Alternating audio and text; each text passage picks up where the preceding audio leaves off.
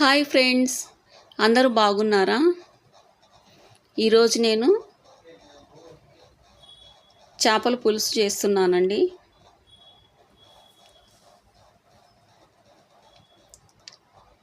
మనము మార్కెట్కి వెళ్ళి చేపలు తీసుకుంటాం కదా, అక్కడే క్లీనింగ్ చేసి ఇస్తారు.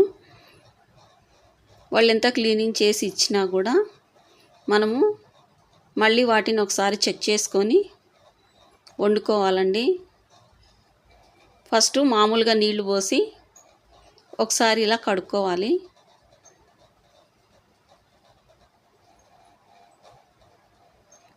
ఇలా కడిగేసినాక ఒక స్పూను సాల్ట్, ఒక స్పూన్ పసుపు వేసి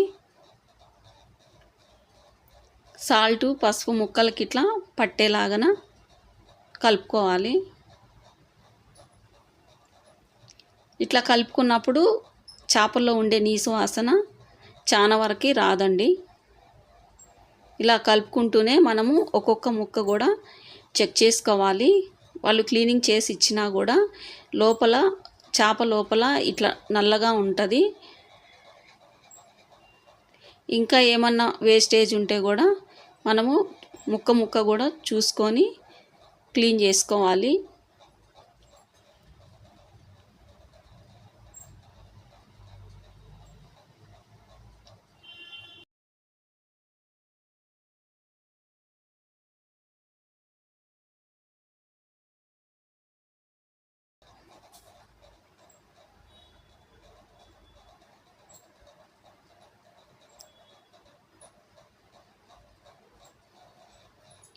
కొత్తగా వండే వాళ్ళకి ఇదంతా తెలియదు కదా, జస్ట్ కడిగేసేసి వండుకుంటారు.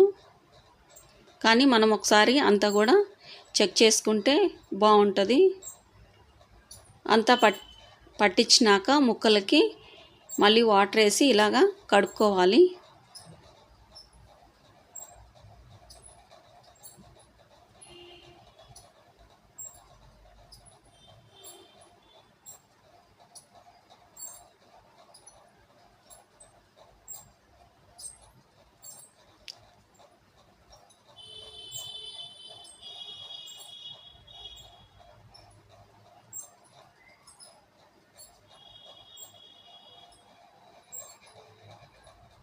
ఇట్లా పసుపు సాల్ట్ వేసి కడిగినాక కూడా ఇంకొక 2 సార్లు అయితే కడుక్కోవాలి.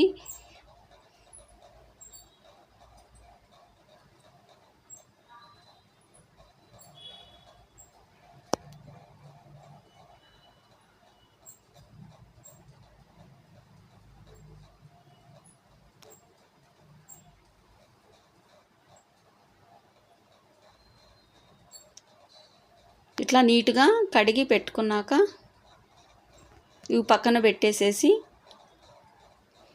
ఈ చేపల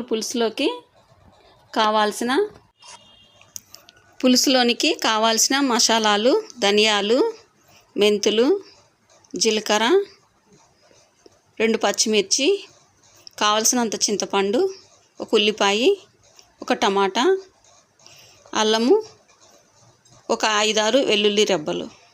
ఇప్పుడు స్టవ్ వెలిగించుకొని ఒక ప్యాన్ పెట్టాను. కర్రీకి కావాల్సినంత ఆయిల్ పోసాను.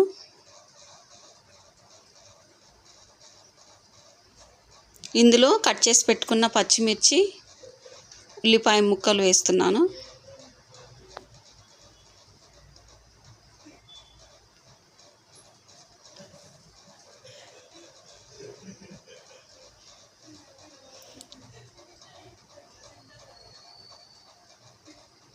కొద్దిగా ఫ్రై అయ్యేంత వరకు ఫ్రై చేసుకోవాలి.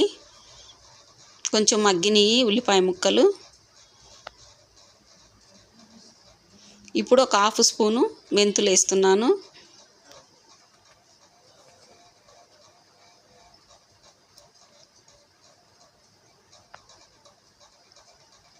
ఉల్లిపాయలు వేగాయి. ఇప్పుడు కట్ చేసి పెట్టుకున్న టమాటా ముక్కలు కూడా వేస్తున్నాను.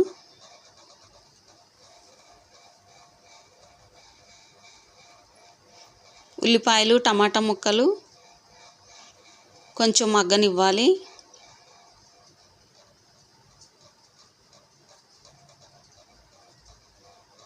మగ్గినాక 1 స్పూనున్నర సాల్ట్ వేస్తున్నాను. 1/2 స్పూన్ పసుపు వేశాను.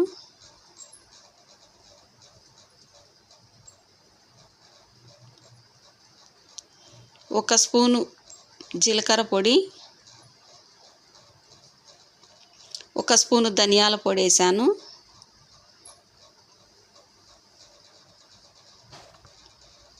ఒక స్పూన్ అల్లం వెల్లుల్లి పేస్ట్ కూడా వేసాను.